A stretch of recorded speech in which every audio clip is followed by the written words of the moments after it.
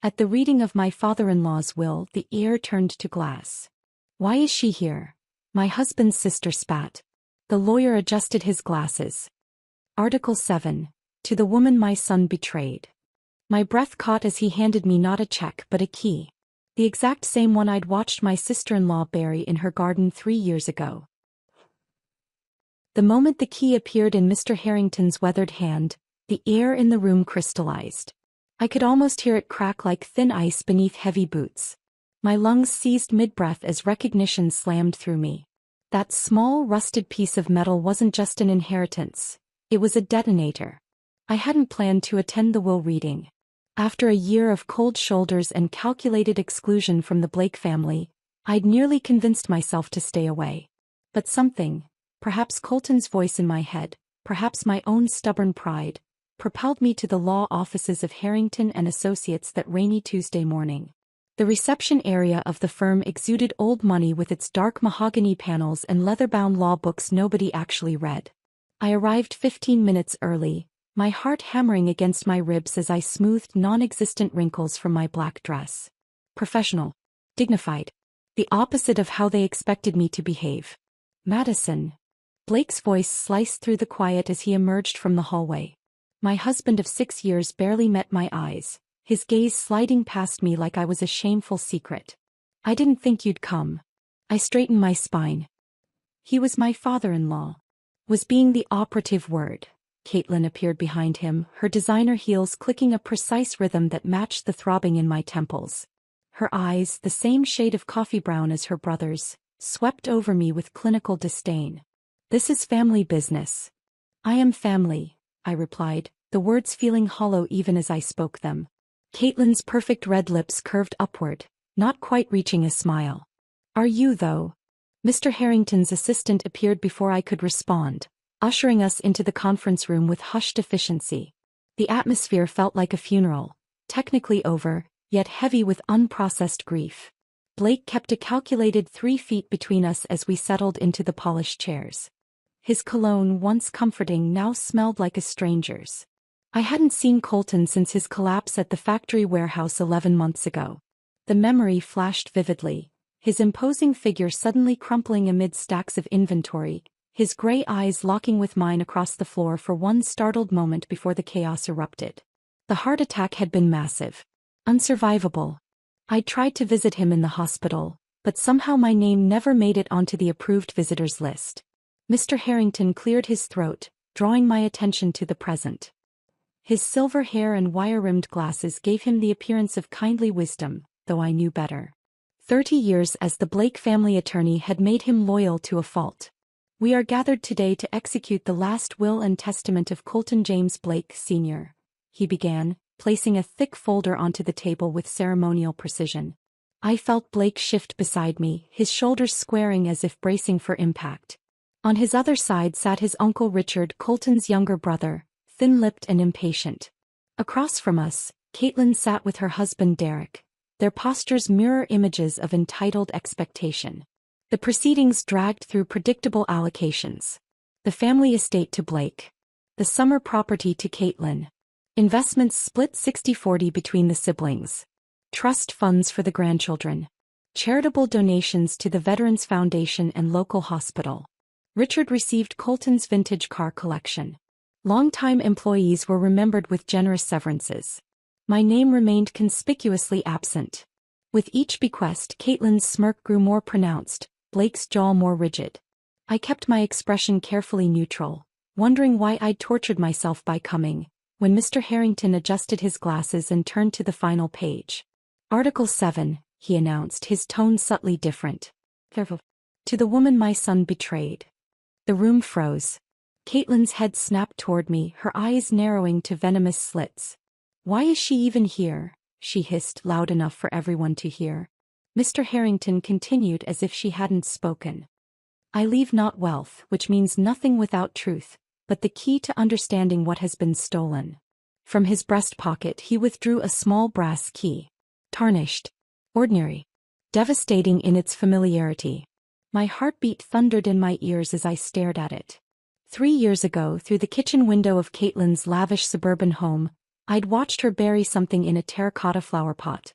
Her movements had been furtive, defensive, and when I'd casually asked about her gardening later that evening, her explanation dripped with manufactured nonchalance. "Just keeping old junk away from the kids," she'd said with a laugh that didn't reach her eyes. I never mentioned seeing the edge of a small brass key disappearing beneath the soil. "Madison Blake," Mr. Harrington said, extending his hand toward me. "This belongs to you now."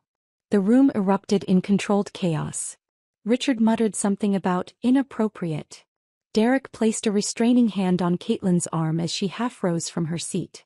"This is absurd," Blake said, his voice deadly quiet. "That can't possibly be part of the official will."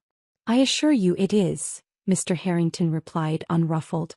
"Your father added this codicil 6 months ago, properly witnessed and notarized. 6 months ago, when Colton was already bedridden, supposedly barely lucid according to what Blake had told me, yet apparently clear-headed enough to update his will." I reached for the key, my fingers trembling slightly as they closed around the cool metal. It felt heavier than its size suggested, weighted with unspoken accusations. "What does it open?" I asked, my voice steadier than I expected. Mr. Harrington's expression remained professionally blank. Mr. Blake did not share that information with me. Caitlin stood abruptly, her chair scraping against the hardwood floor. "This is ridiculous.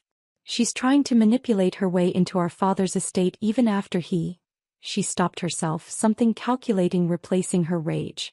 Blake's hand suddenly covered mine, not in comfort but in warning. His fingers pressed against my palm, trying to force my hand closed around the key to hide it away. "We should discuss this at home," he murmured, his voice pitched for privacy but loud enough for everyone to hear. The perfect concerned husband. I pulled my hand away, clutching the key tightly. The metal bit into my palm, its edges sharp with promise.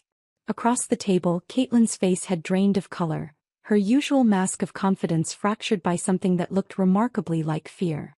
As I slipped the key into my pocket, I knew with absolute certainty. This wasn't just an inheritance. This was Colton Blake reaching out from the grave to tell me something they desperately tried to keep buried. This was a challenge, and I was going to accept it. I fled the law office, the key burning a hole in my pocket. Rain pelted my face as I burst through the heavy glass doors, matching the storm raging inside me. The parking lot swam before my eyes, rain or tears, I couldn't tell which, blurring my vision. 3 years ago. That's when the cracks first appeared in what I'd thought was solid ground. It had been late July, the kind of sweltering summer day that makes even breathing feel like work. I'd driven to Caitlin's sprawling Tudor-style home to drop off Blake's forgotten laptop before his business trip.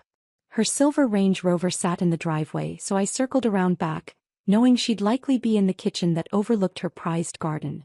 That's when I saw her, designer clothes smeared with soil, her perfectly manicured hands filthy as she frantically dug in the large terracotta pot by the back steps. She kept glancing over her shoulder, a lookout without a team. When she finally stood, something small disappeared beneath the fresh layer of soil she patted into place. "Caitlin," I called, making my presence known. She jumped like I'd fired a gun, one hand flying to her throat. "Madison. God, you scared me." The smile she plastered on was as artificial as the flowers in her foyer. Sweat beaded her hairline, unusual for someone who claimed perspiration was beneath her genetic makeup. "Sorry. Just dropping off Blake's laptop." I nodded toward the pot. "New plant." Her laugh came too quickly. "Just reorganizing. Found an old box of Mom's junk in the attic. Sentimental garbage, really, but the kids would just lose it or break it." She brushed dirt from her hands, leaving smudges on her cream linen pants. "Seemed easier to tuck it away out here." Even then, the lie tasted metallic in the air. That evening, I mentioned it to Blake as he packed for his trip. "Your sister was burying something in a flower pot today. Acting weird about it." Blake's laugh was dismissive as he folded his shirts with military precision. "That's just Caitlin being dramatic. Probably hiding expensive jewelry from Derek again. Last month it was her new earrings in the flower container." He zipped his suitcase. "She thinks he's tracking her spending." But something in his too casual tone caught my attention. A false note in a familiar melody. The following week brought the annual company barbecue. Colton had presided over the event like always, charcoal smoke clinging to his signature blue button-down as he flipped burgers with the same focused attention he gave to quarterly reports. I'd been arranging desserts when his heavy hand landed on my shoulder. "Walk with me, Madison," he'd said, not really a request. We'd strolled along the edge of his property, away from the chatter and laughter. Colton had never been one for small talk, so his silence didn't surprise me. What did was the way he studied my face before speaking. "You notice things, don't you?" he'd finally asked. "I try to." "Good." He nodded, satisfied. "Keep your eyes open. You're smarter than they think." At the time I'd felt oddly flattered, taking his words as a rare compliment from a man notoriously stingy with praise. I didn't realize he was warning me. That night, unable to sleep, I'd stepped onto our back porch for fresh air. Voices carried from behind the pool house. Colton and Blake, their shadows elongated in the security lights. "Can't keep doing this," Colton hissed. "It stops now." "You're overreacting," Blake replied, his voice tight with controlled anger. "Everything is handled." "Nothing is handled." Colton's voice rose before dropping dangerously. "You think I don't see what's happening? What you and your sister?" "Keep your voice down," Blake snapped. "Madison might hear." "Maybe she should." Their conversation dissolved into harsh whispers I couldn't catch. The next morning, Colton was gone. Blake explained his father had transferred temporarily to oversee the Seattle branch's restructuring. 3 months later came the heart attack. The funeral. The gradual freezing out as Blake and Caitlin closed ranks, suddenly too busy for family dinners, suddenly needing space to grieve properly. The key nagged at my thoughts. One weekend when Caitlin took the kids to Disney World, I drove to her house with a flimsy excuse ready for Derek. But his car was gone too. Perfect opportunity. I felt ridiculous, like a character in a bad thriller, as I poked around her garden. The large terracotta pot still sat by the steps, now hosting a thriving rosemary plant. I dug carefully, sifting through the soil, but found nothing. The key was gone. For months I convinced myself it was paranoia, that grief was making me create mysteries where none existed. I almost believed it, until today when that same key materialized in the lawyer's hand like a magician's trick. Now standing in the rain-soaked parking lot, I clutched my purse against my chest, the key safely tucked inside. My car stood at the far end, a lonely silhouette against the darkening sky. I just needed to reach it, to drive somewhere quiet and think. Madison. I hadn't heard Blake follow me outside. He stood a few feet away, raindrops darkening his suit to charcoal, his expression unreadable. "What does that key open?" he asked, his voice deliberately casual. "You tell me," I replied. He took a step closer. "This isn't a game. You don't know what you're doing." A strange calm settled over me then, clarity cutting through confusion. For 3 years I'd been the good wife, accepting explanations that never quite fit, swallowing doubts that kept me awake at night. But now Colton had reached across death itself to hand me the truth. I looked Blake dead in the eye. "No. But you do." Something flickered across his face. Fear, perhaps, or recognition that the rules had changed. He reached for my arm, but I stepped back, maintaining the distance between us. "It's just a key, Madison," he said, his voice softening to the tone he used when he wanted something. "Whatever you think it is, you're wrong. Then you have nothing to worry about." Rain plastered my hair to my face as I turned and walked to my car, feeling his eyes boring into my back. The key pressed against my ribs through the fabric of my purse, no longer just metal but a promise. 3 years ago I'd watched Caitlin bury a secret. Now it was my turn to unearth it, regardless of what lay beneath the surface. Some things once buried refused to stay hidden. I drove aimlessly through rain-slicked streets, streetlights blurring through my windshield. The key sat heavy in my palm at every stoplight, its worn teeth telling secrets I couldn't yet decipher. Where did it lead? What had Colton wanted me to find? The answer hit me as I passed Meridian Bank's downtown branch. 3 years ago, Blake had mentioned his father kept important documents in a safety deposit box there. Old school paranoia, he'd called it with an eye roll. I checked the time, 3:17 p.m. The bank closed at 5. Enough time if I hurried. Meridian's marble-floored lobby echoed with my footsteps as I approached the customer service desk. A young woman with immaculate box braids and a nameplate reading Jessica greeted me with a practiced smile. "I need to access a safety deposit box," I said, placing the key on the counter. My voice sounded foreign to my own ears, calm despite the earthquake in my chest. Of course. Your name and box number. Her fingers hovered over her keyboard. Madison Blake. I don't know the box number, but it would be under Colton Blake Sr. Her smile flickered. Are you listed as an authorized user? I believe so, I lied smoothly. My father-in-law recently passed away. I'm sorry for your loss, she said, the phrase automatic as she typed. Her brow furrowed. There's a box registered solely to Mr. Blake. I'll need to verify your authorization. I produced the portion of the will Mr. Harrington had provided. Article 7 with its cryptic wording and clear bequest of the key. Jessica studied it, uncertainty crossing her features. I'll need to speak with my manager, she said, rising from her seat. While I waited, doubts multiplied. What if the key was a wild goose chase? What if Blake had already emptied the box? If Mrs. Blake. A balding man in his 50s appeared, Jessica trailing behind him. I'm Martin Weber, branch manager. There seems to be some confusion. I straightened my spine. No confusion.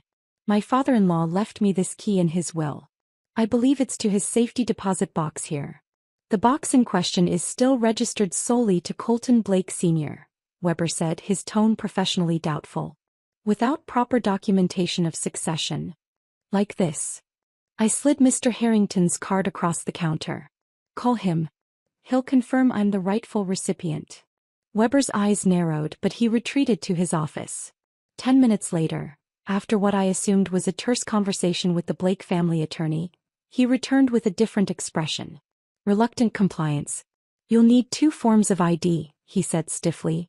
After checking my driver's license and passport twice, Weber personally escorted me to the vault. The heavy door swung open with theatrical slowness, revealing walls lined with gleaming metal boxes. Number 713, he announced, stopping before a medium-sized box. I'll give you privacy in the viewing room. The metal box slid from its slot with surprising weight. Weber led me to a small room with a table and chair, then closed the door behind him.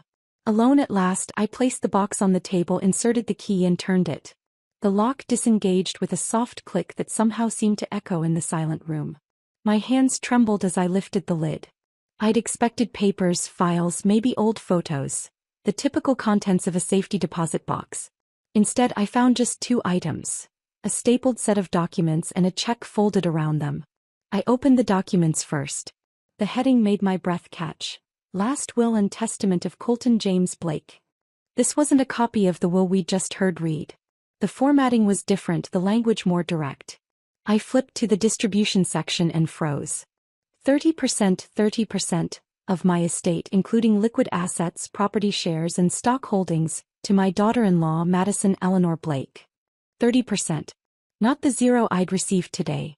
But what sent ice through my veins was the date at the bottom of the final page. March 17th, exactly 1 month after Colton's death. The date was impossible. The signature was impossible. Yet there it was, above the notary stamp. Colton's distinctive scrawl, the same signature I'd seen countless times on company letterhead. Below it, the notary's signature and stamp belonged to Patricia Winters, Caitlin's college roommate who'd gone into legal services. And beside that, a witness signature I recognized instantly, Caitlin's sharp, angular handwriting. The same handwriting I'd watched forge excuses for Blake during our college years when he skipped family functions he found boring. With shaking fingers, I unfolded the check wrapped around the will. Made out to me for an amount that made my eyes widen, $4.7 million. Dated 2 days after the forged will. Signed with Colton's signature, but in the same ink as the notary stamp. Same handwriting as the witness line. The truth assembled itself like puzzle pieces locking together. Caitlin had created a fake amended will and a fake payout check. She'd never intended for either to be discovered. Just buried, literally, as evidence that I'd already received my inheritance should the original will ever surface. But Colton had outplayed her from beyond the grave. Somehow he'd known what they would do. He'd secured the original key, then made sure it would find its way to me through channels they couldn't manipulate. I slumped back in the chair, mind racing. This wasn't just about money. The original will, the real one read today, had specifically called me the woman my son betrayed. Not his daughter-in-law. Not Madison. A pointed, public declaration that something was fundamentally wrong. My phone buzzed with an incoming call. Blake. I silenced it, then carefully photographed every page of the forged will and the fraudulent check. Evidence. Protection. As I returned everything to the box, questions churned beneath my shock. What betrayal had Colton referenced? What had Blake and Caitlin done that was worth committing fraud to cover up? And why had Colton trusted me, the outsider, the afterthought, to uncover it all? I locked the safety deposit box and composed myself before stepping out. Weber waited, his expression a mix of curiosity and discomfort. "Find what you were looking for, Mrs. Blake?" he asked. I managed a small smile. More than I expected. Walking out of the bank into the fading afternoon light, I felt irrevocably changed. The naive woman who had accepted years of subtle dismissals and convenient explanations had disappeared, replaced by someone with evidence of criminal activity committed by her own husband and sister-in-law. My phone buzzed again. 7 missed calls from Blake, 3 from Caitlin. I switched it to silent and slipped it back into my purse. They knew I had the key. They didn't know I'd found its lock. For the first time in years, I held a power they couldn't anticipate or control. Whatever game they'd been playing, I just changed the rules. I needed space to think, somewhere Blake wouldn't immediately look for me. Driving aimlessly through downtown, I found myself turning toward Riverside Park, the place where, ironically, Blake had proposed 5 years ago. Now it seemed fitting to unravel our marriage where it had officially begun. The rain had stopped, leaving the air heavy with moisture and the walking paths deserted. I sat on a bench overlooking the river's churning current, my mind traveling back to when I'd first stepped into the Blake family orbit. 7 years ago. Fresh out of college with my business degree, I'd landed a coveted summer internship at Blake Industries.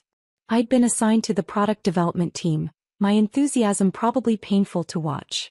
On my 3rd day, I'd literally bumped into Colton Blake Sr. while carrying an armful of sample materials, sending everything scattering across the hallway floor.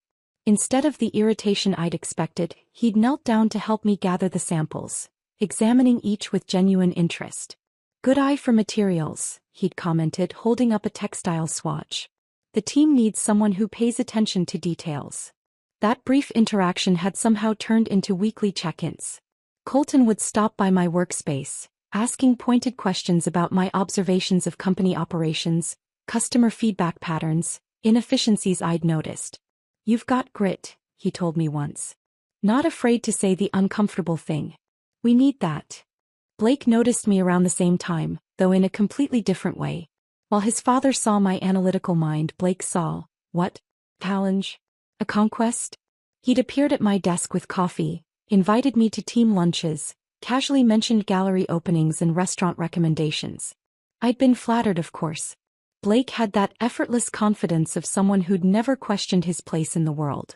His attention felt like validation, proof I belonged in this glossy corporate environment despite my community college start and scholarship-patched education.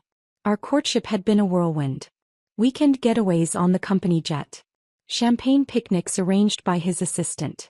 A proposal at sunset in Riverside Park, with a photographer hidden in the bushes to capture the moment for social media. I'd said yes without hesitation, intoxicated by what I thought was love. The wedding was featured in regional business magazines, not because I was anybody but because the Blake name carried weight. Strategic alliance. I'd overheard one board member joke at the reception. I'd laughed it off then. The shift came so gradually I barely noticed at first. 2 weeks after returning from our honeymoon, Blake suggested I transfer to the administrative division. "You'll have direct exposure to executive decision-making," he'd explained. "Better advancement opportunities." Instead, I found myself coordinating office parties, managing the charity foundation, and handling special projects that amounted to busy work. My product development insights were reduced to suggestions that never made it past email drafts. Caitlin's role in my sidelining became increasingly clear.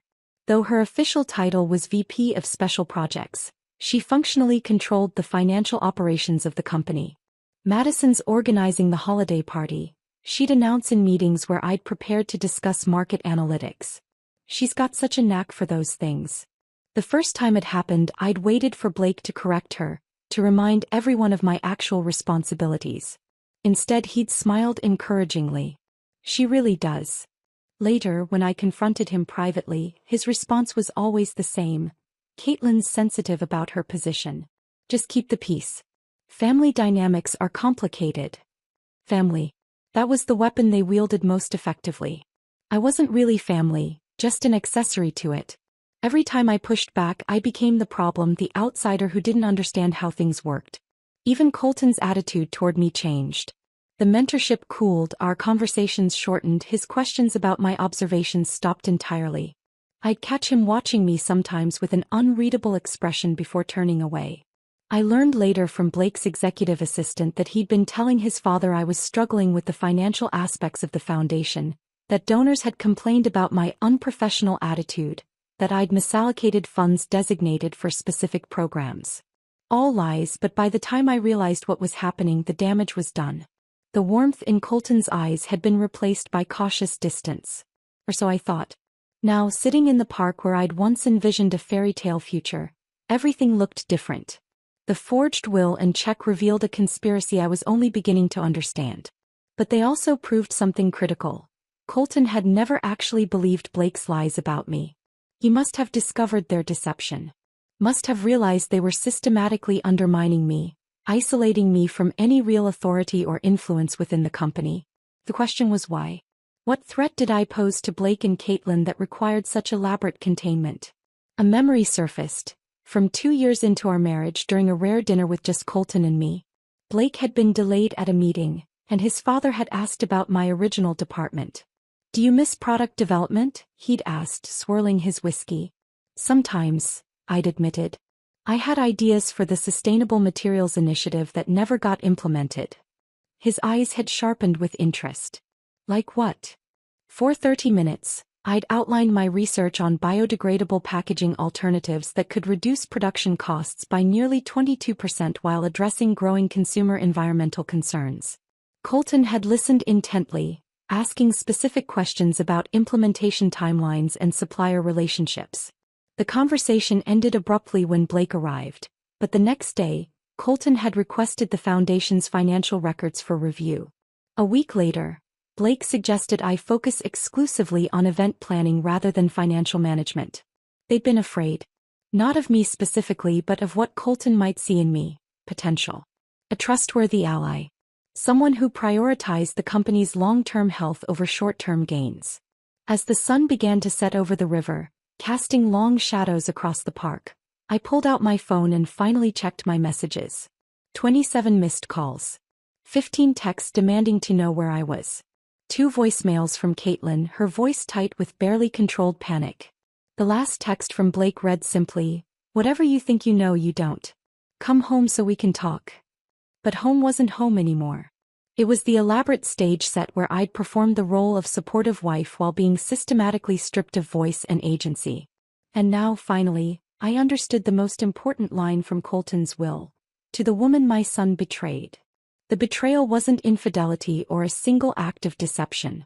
It was the methodical dismantling of my potential, my confidence, my place in a company where I'd once been valued for my mind rather than my marriageability. Colton hadn't just left me a key. He'd left me a mission, to reclaim what had been taken and expose the rot within his own blood. I couldn't go home, not to the pristine mansion that had never truly felt like mine. Instead, I drove to the airport Marriott and paid cash for a room. Anonymous. Untraceable. I needed a clear head to plan my next move. By morning I had my strategy. Blake's manipulation relied on isolation, keeping me separated from allies, from information, from power. I would do the opposite. Make everything public. Bring it all into the light. My first stop was a small forensic document examination office tucked between a tax service and a bail bonds agency downtown. The examiner, a former FBI specialist named Eleanor Grantham, took one look at my photos of the forged will and check and raised an eyebrow. "Amateur hour," she commented, adjusting her magnifying equipment. "Good enough to fool a casual observer, but not a professional." 3 hours and an expedited fee later, I had a preliminary report detailing 5 distinct indicators of forgery, including inconsistent pressure points in the signatures, ink discrepancies, and evidence of traced lettering. Eleanor promised a comprehensive official report within 48 hours. Next, I visited James Wilson, a semi-retired attorney who had worked with Colton's father decades ago. He'd maintained a small practice specializing in corporate governance disputes, and most importantly had no ties to Blake's hand-picked legal team. Wilson's office was a throwback to another era, wood paneling, leather-bound law books, and not a minimalist piece of furniture in sight. He listened without interruption as I laid out my evidence, spreading the photos and forensic report across his cluttered desk. When I finished, the silence stretched uncomfortably long. Wilson removed his glasses, polishing them deliberately before responding. "This could be criminal," he said finally, his voice carrying the weight of 40 years in law. "Forgery, fraud, probate violations." He fixed me with a penetrating stare. "Do you want to press charges?" The question momentarily stunned me. Criminal charges meant police reports, court appearances, media coverage. Meant the Blake name, my name, splashed across headlines. "No," I decided. "Not yet. I don't want jail time. I want the truth." Wilson nodded slowly. "Then what do you want?" "A reckoning," I replied, the word tasting strange but right on my tongue. "Public acknowledgement of what they did." Over the next 2 days, Wilson and I constructed our approach. Blake Industries' bylaws included a provision allowing any shareholder with relevant concerns to call an emergency meeting. As Colton's legitimate heir mentioned in the original will, I qualified. I sent the formal request through Wilson, citing urgent governance concerns related to the execution of the founder's estate. The corporate secretary couldn't refuse without risking liability. The meeting was scheduled for Thursday at 2 p.m., less than a week after the will reading. I spent the intervening days gathering my evidence, preparing my statement, and ignoring the increasingly frantic messages from Blake. He veered between concern, "I'm worried about you," anger, "You're being incredibly immature," and manipulation, "My father wouldn't want the company damaged by misunderstandings." Thursday arrived with stomach-churning swiftness. I dressed with deliberate care. A charcoal gray suit I'd worn to my first executive presentation years ago before being sidelined. My armor. Blake Industries headquarters dominated the downtown skyline, its glass facade reflecting clouds and ambition in equal measure. I'd once felt pride walking through those automatic doors. Today I felt something closer to righteous fury. The boardroom occupied the entire top floor with floor-to-ceiling windows offering panoramic views of the city Colton had helped build. I arrived 15 minutes early but not early enough. Caitlin already sat at the head of the table, Colton's chair, reviewing papers with affected nonchalance. Blake stood behind her, hands clasped behind his back, a portrait of corporate confidence. Their body language screamed united front. 8 board members sat in various states of confusion and irritation. Emergency meetings were rare and inconvenient. Good. I wanted them uncomfortable. "Madison," Blake said smoothly as I entered, as if we'd bumped into each other at a charity gala. "Glad you could join us." I didn't respond. Instead, I placed my portfolio on the table and began distributing copies of my evidence packet. One by one, the board members accepted the folders with expressions ranging from curiosity to suspicion. "What exactly are we discussing?" asked Richard Morris, the longest-serving board member and Colton's closest friend on the executive team. I took a steadying breath and opened my folder. "This is what your founder left for me," I said, my voice stronger than I'd expected. "After his death, this was buried, literally, along with a forged payout designed to silence me." The room fell silent as I walked them through the evidence methodically. The original will. The safety deposit box. The forged amended will with its impossible date. Check. The forensic report confirming Caitlin's handwriting. "You'll notice on page 4, I continued, the notary stamp belongs to Patricia Winters. She's currently under investigation by the state licensing board for multiple irregularities.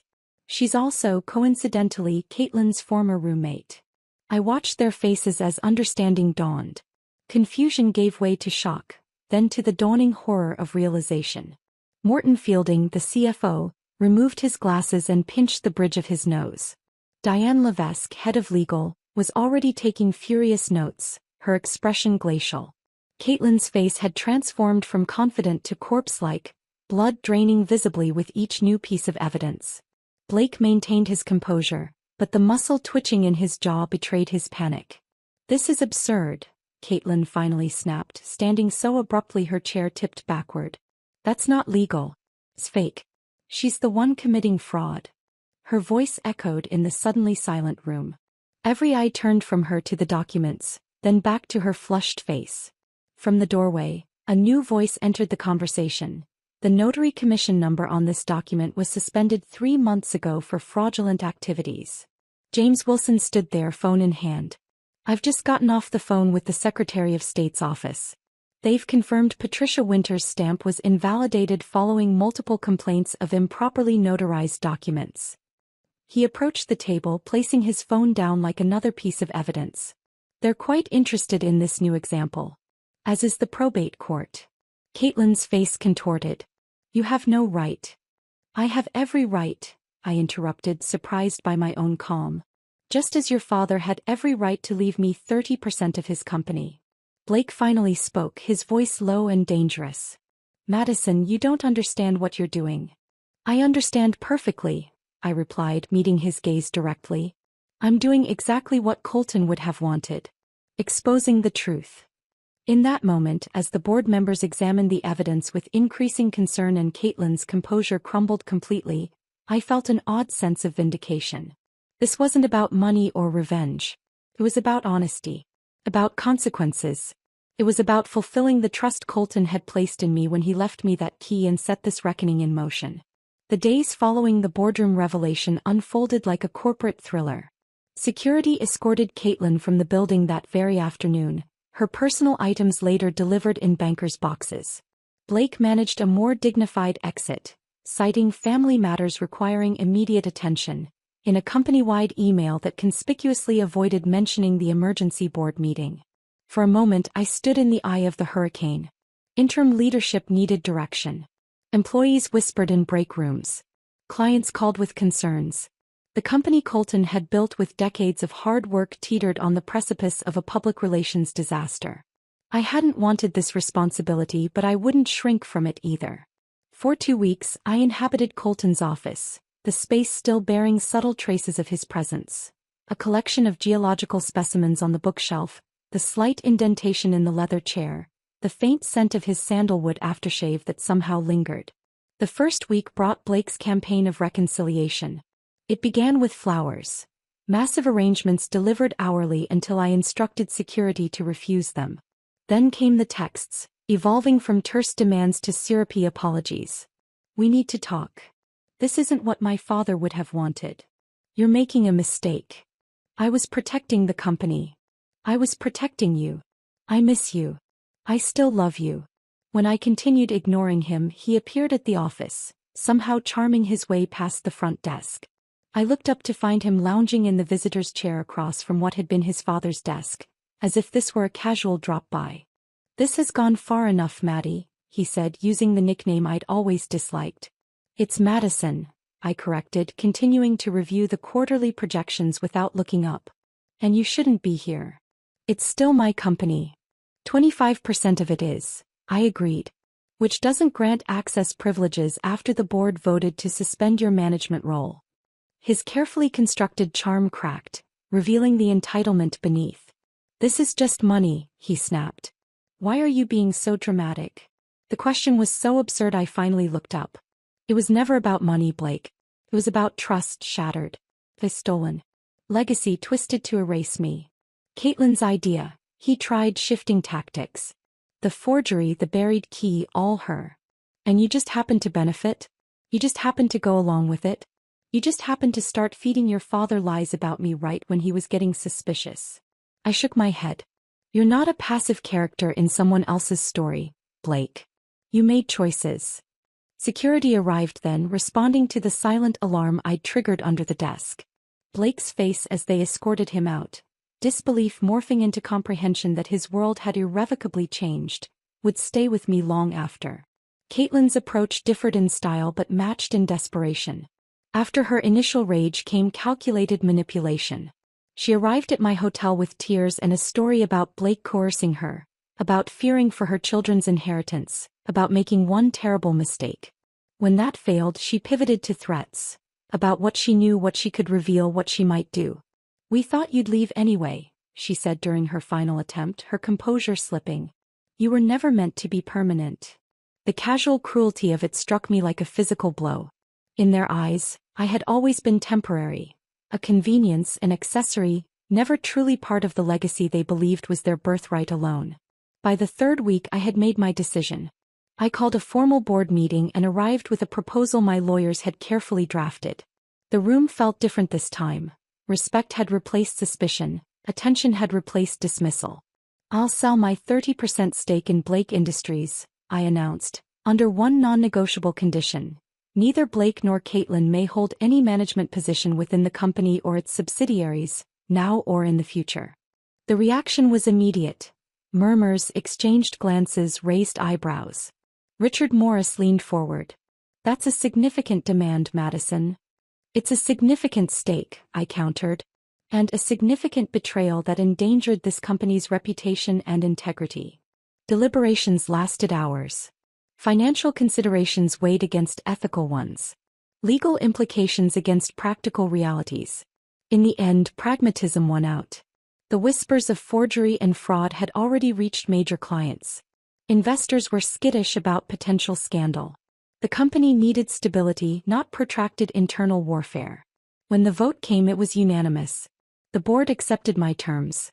I kept Colton's chair warm just long enough to appoint someone who respected the legacy. Janet Winters, a brilliant operations director who had been consistently overlooked for promotion during Blake's tenure. I remembered Colton mentioning her potential years ago, before his opinion of me supposedly changed. Her strategic vision and ethical backbone were exactly what the company needed. My final acts included establishing a scholarship foundation for business students from disadvantaged backgrounds and creating an anonymous whistleblower system to prevent future abuses of power. Small tributes to the man who had recognized something in me worth nurturing, worth trusting even when his own children didn't. I signed the final paperwork on a Tuesday morning in early autumn. No press release, no interview, no victory lap. Just the quiet satisfaction of completing what Colton had started. I walked out of the headquarters without looking back, the weight of the past month finally lifting from my shoulders. On my way home, not to the mansion I'd shared with Blake, but to a modest lakeside cabin I'd secretly purchased with part of my settlement, I made one final detour. Caitlin's house stood empty, a for sale sign swaying gently in the front yard. Financial fallout perhaps, or simply too many ghosts. I paused by the garden where, 3 years ago, I'd watched her bury that pivotal key. The large terracotta flower pot still sat by the steps, but now it was cracked down the side, neglected flowers spilling out like secrets escaping confinement. Nature reclaiming what had been unnaturally constrained. Standing there, I felt an unexpected sense of peace wash over me. The key Caitlin had buried thinking it would forever hide her deception had instead unlocked my freedom. It had given me exactly what they had tried to steal. My name, my worth, and my place in the world. I smiled, turned away, and drove toward the future Colton had somehow known I deserved. One unburdened by manipulations and lies, one where I determined my own value. Some betray. Some bury. Some, like Colton Blake Sr., believe in justice even from beyond the grave. And some, like me, finally learn to trust themselves more than the people who claim to love them. If this story of sweet revenge had you on the edge of your seat, smash that like button right now. My favorite part was when Madison walked into that boardroom with all the evidence, watching Caitlin's face drain of color as she realized her scheme was exposed. What was your favorite moment? Drop it in the comments below. Was it the will reading when Madison received the mysterious key? Or maybe when she discovered the forged documents in the safety deposit box? Don't miss more thrilling stories like this. Subscribe and hit that notification bell so you never miss an upload.